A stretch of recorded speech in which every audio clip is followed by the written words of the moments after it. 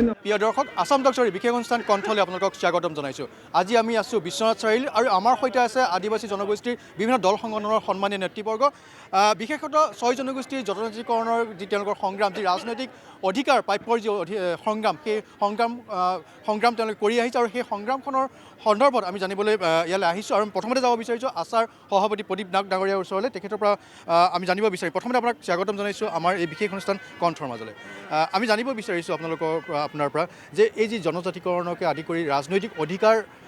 যি যুঁজ আপোনালোকে কৰি আহিছে, এই সন্দৰ্ভত আপোনালোকে কিবা নতুন মাত্ৰা লাভ কৰিছে নেকি?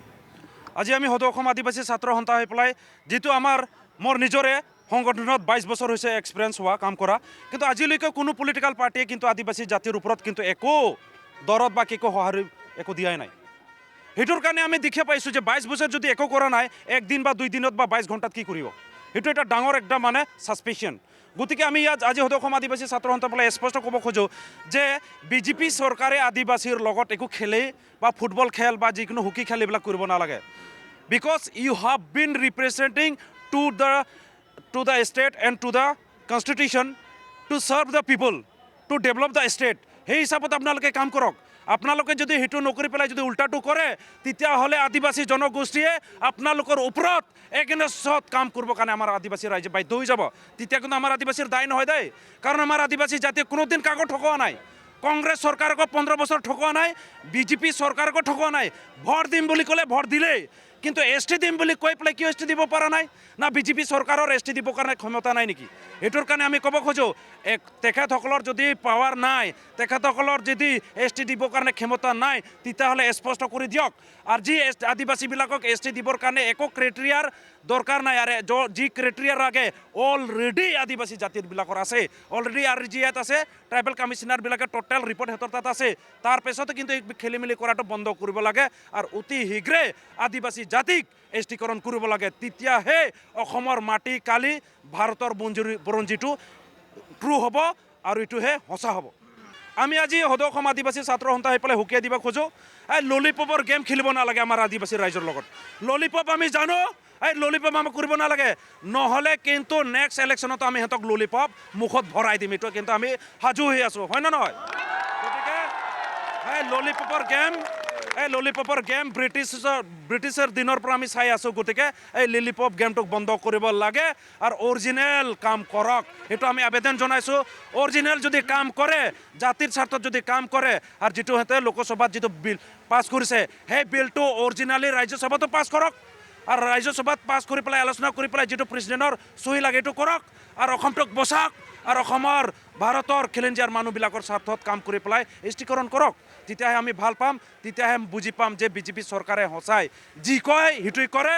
আৰু যি কৰে জাতিৰ স্বাৰ্থত কৰে বুলি আমি প্ৰমাণ পাই যাম। বিজেপি চৰকাৰখনে আচলতে কাৰোবাক ভয় খাইছে নেকি, যাৰ কাৰণে তেওঁলোকে আগবাঢ়ি আকৌ পিছ হুমকি আহিছে? আজি আমি বিজেপি চৰকাৰক স্পষ্ট কৰি দিব খুজিম। এইখিনি এটা কথা ক'ব লাগিব যে বন্ধও আহ্বান কৰিছে বিভিন্ন সংগঠনে। আজি কোনোবা জাতিক ছাপোৰ্ট কৰা, এগেইনষ্ট কৰা এইবিলাক চলিয়ে থাকে। ভাৰত স্বাধীন হোৱা সময়তো কিন্তু ভাৰতৰ মানুহ কিন্তু ব্ৰিটিছৰ লগত আছিল।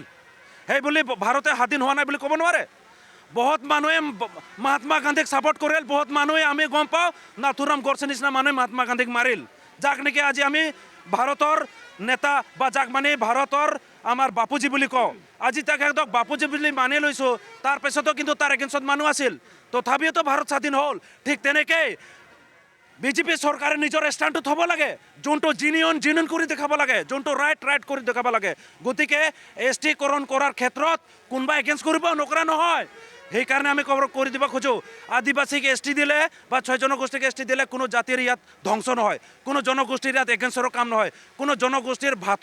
প্লেটৰ ভাত কাঢ়ি নাখাওঁ আমি। গতিকে যোনটো আমাৰ প্ৰাপ্য, যোনটো আমাৰ আছে অধিকাৰ, সেইটোখিনি বিচাৰিছোঁ, আৰু সেইখিনিকে আমাক লাগে, আৰু এইখিনি লৈ আমি সন্তুষ্ট হ'ম। গতিকে ইয়াত কোনো জনগোষ্ঠীৰ ইয়াত একো নহয়, কোনো লছ নহয়। গতিকে বিজেপি চৰকাৰে নিজৰ ষ্টেণ্ড দি পেলাই এই আদিবাসী জনগোষ্ঠীক এছ টিকৰণ কৰিব লাগে, এইটো স্পষ্ট হয়। আৰু এইটো কৰিলেহে আমি গম পাম যে বিজেপি চৰকাৰৰ এটা সাহস আছে বা ষ্টেণ্ডটো ক্লিয়াৰ আছে, আমি তেতিয়াহ'লে বুজি পাম। বিজেপি চৰকাৰ ইয়াত ভয় লগা একো কথাই নাই, কাৰণ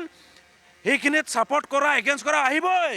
য'ত ভগৱান আছে তাত শয়তান থাকিবই। গতিকে এইটো ভয় কৰি লাভ নাই। গতিকে বিজেপি চৰকাৰে একো ভয় কৰিবই নালাগে। আজি যদি অসমক যদি বচাব লাগে, নিশ্চয় আজি এই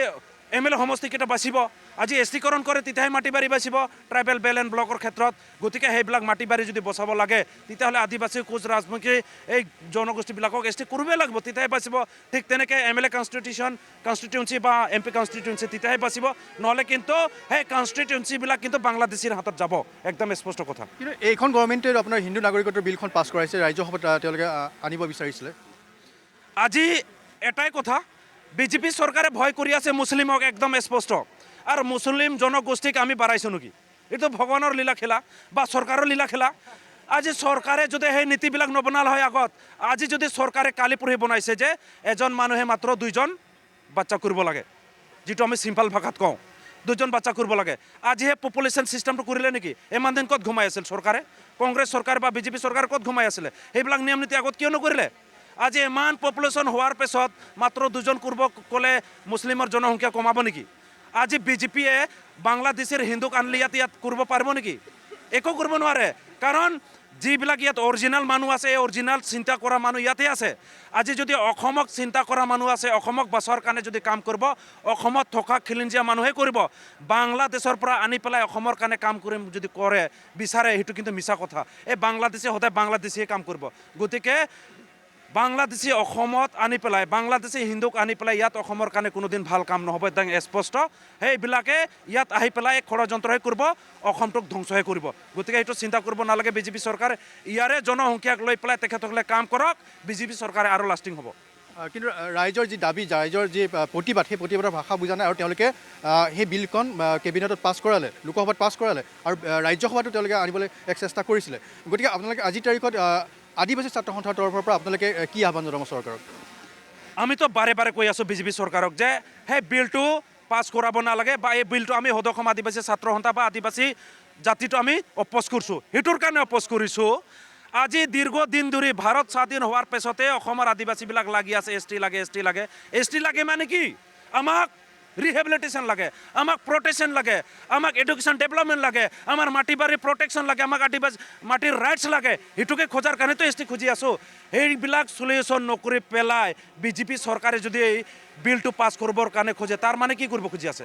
যে অসমৰ থকা মানুহবিলাকৰ ভাৰতীয় নাগৰিকবিলাকৰ কাৰণে চিন্তা নকৰে তাৰ মানে নিজৰ গাদী বচাৰ কাৰণে চিন্তা কৰি আছে যি মানুহবিলাকে নিজৰ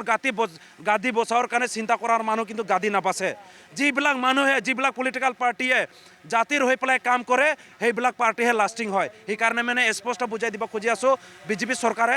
যে আপোনালোকে গাদীৰ কাৰণে চিন্তা কৰিব নালাগে আপোনালোকে অসমবাসীৰ কাৰণে কাম কৰক না আপোনালোকৰ গাদী অট'মেটিক বাচিব সেইটোকে আমি ক'ব কাৰণে বুজি আছোঁ আৰু এইটোৱে আমি তেখেতসকলক ক্লিয়াৰেঞ্চ কৰি দিব খুজি আছোঁ হয় নহয় মই পুনৰ আপোনাৰ ওচৰলৈ আহিম মই আপোনাৰ ওচৰলৈ আহিব বিচাৰিছোঁ বিভিন্ন বক্তব্য তেখেতে আগবঢ়ালে আৰু আপোনালোকৰ যি সংগ্ৰাম ৰাজনৈতিক অধিকাৰ প্ৰাপ্যৰ যি সংগ্ৰাম আপোনালোকে চলাই আহিছে এই সংগ্ৰামখনত নতুন কিবা আপোনালোকে সংযোজন কৰিব বিচাৰিব নেকি নিশ্চিতভাৱে দেশ স্বাধীন হোৱাৰ দিনাখনৰে পৰা ভাৰতৰ সংবিধানে দিয়া যিখিনি অধিকাৰ ভাৰতবৰ্ষৰ অন্যান্য ৰাজ্যৰ আদিবাসী জনসমষ্টিক যিধৰণে প্ৰদান কৰা হৈছে অসম প্ৰান্তত থকা এই আদিবাসী মানুহখিনি কোনো বিদেশৰ পৰা অহা মানুহ নহয় বা বিদেশী ৰাষ্ট্ৰৰ আদিবাসী আমি নহওঁ আমি ভাৰতীয় সংবিধানৰ গণ্ডিৰ ভিতৰত থকা ভাৰতবৰ্ষৰ চাৰিসীমাৰ গণ্ডিৰ ভিতৰত থকা আদিবাসী হওঁ কিন্তু চূড়ান্ত বক্ষমূলকভাৱে সম্পূৰ্ণ সাংবিধানিক মানে দুৰ্ব্যৱহাৰ কৰি সংবিধানিক নীতি আদৰ্শ নিৰ্দেশনাক তেওঁলোকে ভেঙুচালি কৰি অসমত থকা আদিবাসী জনসমষ্টিক চৰম প্ৰতাৰণা শাসনৰ গাদীত বহা প্ৰত্যেকটো ৰাজনৈতিক দল আৰু চৰকাৰে কৰিলে আজি এইকাৰণে অসমৰ সৰ্বত্ৰত আদিবাসীৰ সমন্বিতে নিপীড়িত শোষিত বঞ্চিত শ্ৰেণীৰ জনগণ ধিক্ষাৰ জনাইছে ৰাষ্ট্ৰত শাসন কৰা কেন্দ্ৰীয় চৰকাৰক দিছপুৰত শাসন কৰা ৰাজ্য চৰকাৰখনক যে সংবিধানৰ নীতি আদৰ্শক জলাঞ্জলি দি পেলাই তেওঁলোকে যি ধৰণৰ আমাৰ ওপৰত অত্যাচাৰ চলাইছে অত্যাচাৰ পৰিসমাপ্তিৰ বিচাৰি আজি সমগ্ৰ অসমৰ আদিবাসী ৰাইজ একত্ৰিত হৈছে এই ঐক্যবদ্ধ সংগ্ৰাম যি ধৰণৰ সামাজিকভাৱে আগৰে পৰা হৈ আছিল এই সংগ্ৰামৰ ৰূপ কিন্তু ৰাজনৈতিক দিশত অগ্ৰসৰ হৈছে আৰু আমি ইতিমধ্যেই যোৱা 29 ডিচেম্বৰ 2018 চন তাৰিখে অসমৰ সকলো আদিবাসী দল সংগঠনৰ সমাজ সংগঠনৰ বুদ্ধিজীৱীৰ মতামত সিদ্ধান্ত সাপেক্ষে সকলোৰে সহযোগিতাত আদিবাসী নেশ্যনেল পাৰ্টি অফ আছাম নামৰ এক ৰাজনৈতিক সংগ্ৰামী দল আমি গঠন কৰিছোঁ এই ৰাজনৈতিক দলটোৰ লক্ষ্য কেৱল ভোট বা নিৰ্বাচনত অংশগ্ৰহণ কৰা নহয় ভোট লোৱা নহয় এই ৰাজনৈতিক দলৰ মূল যিটো লক্ষ্য হ'ল যিধৰণে সংবিধানে প্ৰদান কৰা অধিকাৰসমূহ শাসনৰ গাদীত বহা কোনো এটা ৰাজনৈতিক দলে আমাক নিদিলে সেই সাংবিধানিক অধিকাৰবিলাক ন্যায়সংগতভাৱে আইনসংগতভাৱে আদিবাসী জনসমষ্টি আৰু নিপীড়িত শ্ৰেণীৰ জনগণৰ হাতত সাব্যস্ত কৰোৱা সমান্তৰালভাৱে অসমৰ অখণ্ডতা ভাৰতৰ অখণ্ডতা অসমৰ জনসমাজৰ যি জনগাঁথনিক নিশেষ কৰিব বিচৰা যি চৰকাৰী ষড়যন্ত্ৰ এই ষড়যন্ত্ৰবিলাক আমি ৰাজনৈতিকভাৱে উফৰাই পেলাবৰ কাৰণে অসমৰ সমগ্ৰ আদিবাসী নিপীড়িত শ্ৰেণীৰ জনগণক ঐক্যবদ্ধ কৰি এই দললৈ আমি আমন্ত্ৰণ জনাইছোঁ লগত এই কথা আমি উল্লেখ কৰিছোঁ কাৰণ ইতিমধ্যেই আছাৰ সভাপতিগৰাকী স্পষ্টভাৱে কৈছে যে এই সময়ত অসম আটাইতকৈ সংকটত আছে অসমৰ জনগণৰ আৱেগ অনুভূতি মৰ্ম বেদনাক কেন্দ্ৰ আৰু ৰাজ্যত শাসন কৰা শাসনৰ গাদীত বহা কোনো এজন মানুহে শুনিব বিচৰা নাই অসমৰ ৰাজধানীত থকা অসমৰ মুখ্যমন্ত্ৰী যিজন অসমৰ জাতীয় নায়ক আছিল সেই জাতীয় নায়কজন অসমক চূড়ান্ত ৰূপত বিশ্বাসঘাতকতা কৰিছে অসমৰ জনগণক প্ৰতাৰণা কৰিছে অসমৰ মানুহৰ আৱেগ অনুভূতিক ভৰাই দি মাৰি পেলাইছে তেওঁ আজিৰ তাৰিখত বাংলাদেশীসকলৰ আটাইতকৈ বৃত্ত আটাইতকৈ ডাঙৰ এজেণ্টত ৰূপান্তৰিত হৈছে তেওঁ কেন্দ্ৰৰ পুতলা হৈছে আমি তেওঁক কেন্দ্ৰৰ পুতলা হ'বৰ কাৰণে অসমৰ ৰাজধানীত বহোৱা নাছিলোঁ গতিকে নাগৰিকত্ব সংশোধনী বিধেয়ক এই জাতিধ্বংসী বিধেয়ক কিন্তু বাতিল কৰিব লাগিব এই ৰাজ্যসভা চাৰ্যসভাত উত্থাপন কৰাৰ কোনো প্ৰশ্নই নাহে এই অসমীয়াৰ জাতি মাটি ভেটিৰ লগত প্ৰশ্ন আছে ভাৰতৰ সংবিধানৰ অখণ্ডতা ধৰ্ম নিৰপেক্ষতাৰ লগত প্ৰশ্ন আছে ইয়াক লৈ কিন্তু খেলা কৰিলে যিধৰণে অসমৰ জনগণ আজি সৰ্বত্ৰ সংগ্ৰাম কৰিছে সমগ্ৰ ভাৰতবৰ্ষৰ জনগণ কিন্তু ওলাই অহা দৰকাৰ এয়া কেৱল অসমৰ বা উত্তৰ পূৰ্বাঞ্চল সমস্যা নহয় এয়া ভাৰতৰ সংবিধানৰ সংকটৰ সমস্যা কাৰণ বিজেপিয়ে ইতিমধ্যেই ভাৰতীয় সংবিধান জ্বলাই দিছে ভাৰতবৰ্ষখনক হিন্দু ৰাষ্ট্ৰ হিচাপে ঘোষণা কৰিব বিচাৰিছে সেকুলাৰিজম খতম কৰি দিব বিচাৰিছে এনেকুৱা এক ৰাষ্ট্ৰদ্ৰোহী কাম সংবিধান বিৰোধী কাম বিজেপি যদি কৰিব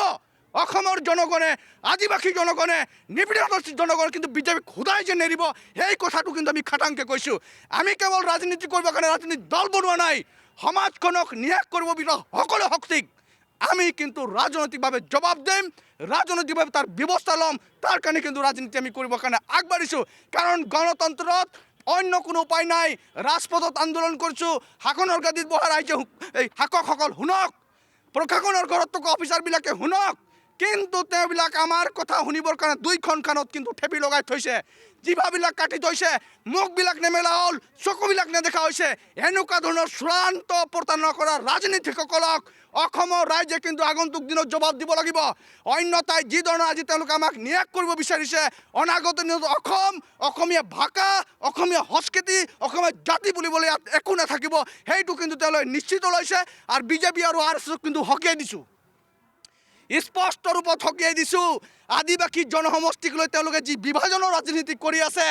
সেই বিভাজনৰ ৰাজনীতিৰ পৰা কিন্তু আঁতৰি থাকক অন্যথাই কিন্তু ভয়ংকৰ পৰিস্থিতিৰ যে মোকাবিলা তেওঁলোকে কৰিব লাগিব সেইটো কিন্তু খাটাং আছে নিশ্চয় মই পুনৰ আপোনাৰ ওচৰলৈ উভতি আহিম কিন্তু এইখিনিতে লৈ লৈছোঁ খন্তেক বাণিজ্যিক বিৰতি প্ৰিয় দৰ্শক বিৰতিৰ পিছত পুনৰ উভতি আহিম আছাম টক শ্ব'ৰ এই বিশেষ অনুষ্ঠান কণ্ঠৰ মাজলৈ